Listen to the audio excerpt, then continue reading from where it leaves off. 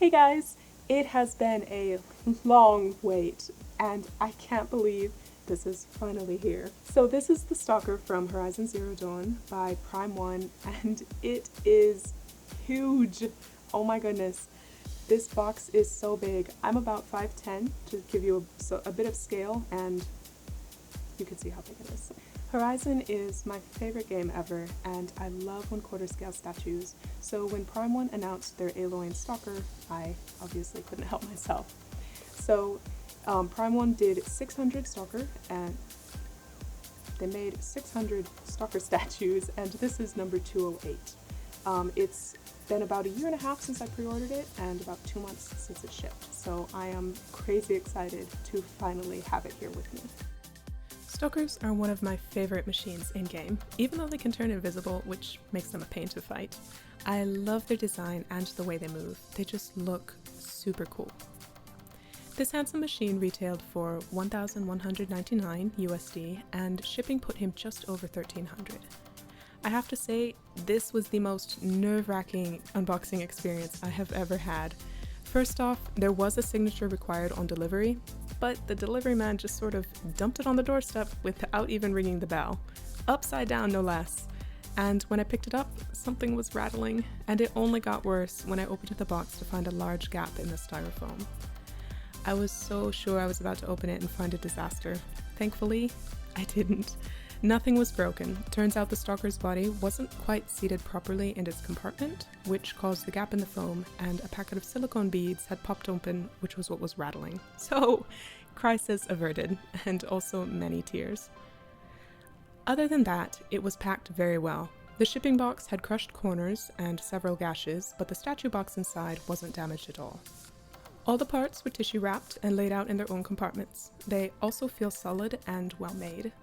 The instructions were comprehensible and in color, which is always nice. They recommend having 2 people to help with assembly, and I second that. There's a combination of pegs and magnets that hold all the parts together, and most of it goes together easily, but there are a couple of spots where it's a good idea to have some help. Those are when connecting the front and back halves of the body, and when attaching the Stalker to his base. His size and weight make it challenging to safely assemble on your own. There are 2 heads to choose from, an idle state with blue eyes or an alert version with yellow. Both options light up, but you'll have to pop in 2 LR44 coin batteries, which are not included.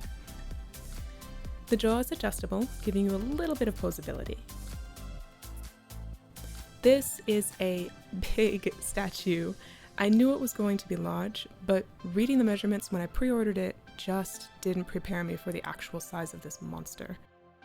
As I mentioned, this is a 1/4 scale, so once together, he stands 26.7 inches tall by 24 3/4 wide and 27 deep. And for those of you who use the sensible units, that's just shy of 68 centimeters tall, 63 centimeters wide, and 69 deep. This guy is made from polystone and weighs a whopping 41 pounds and some ounces, which is almost 19 kilograms. Definitely have to have a solid case, base, or shelf to accommodate his weight. Now the sculpt is beautifully done. It's very clean with no discernible mold or seam lines anywhere, and every detail seems to have been thought out. Look at the texture on the synthetic muscle, and the tiny details on the stealth generators. Even the ice and snow. The sparkles give that extra touch of realism to the point where it looks like it'd be cold if you touch it. The paint job and detailing are also phenomenal. Parts like the stealth plating, dart gun, and antenna base have glossier finishes than things like the synthetic muscle and rusty metal bits.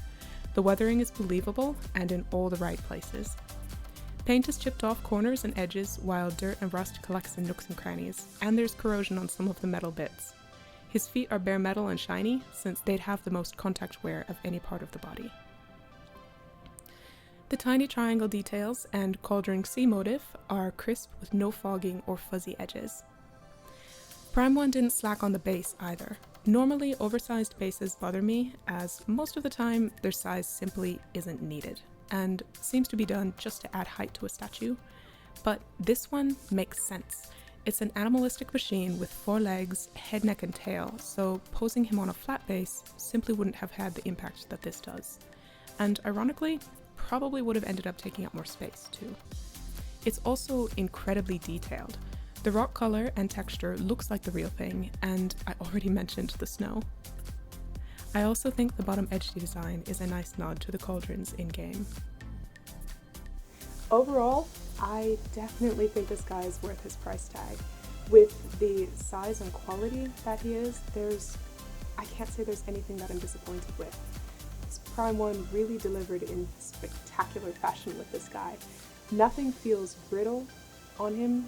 I never felt like I was going to break him at any point when I was putting him together. And once together, he's really secure. Like, I don't think anything would fall off of him if I were to bump him. And of course, the sculpt and paint job are just top notch. So if you are a Horizon Zero Dawn fan, or just really like cool robots, I highly recommend nabbing one of these. I don't think you'll be disappointed. So thank you guys so much for watching. I hope you enjoyed it.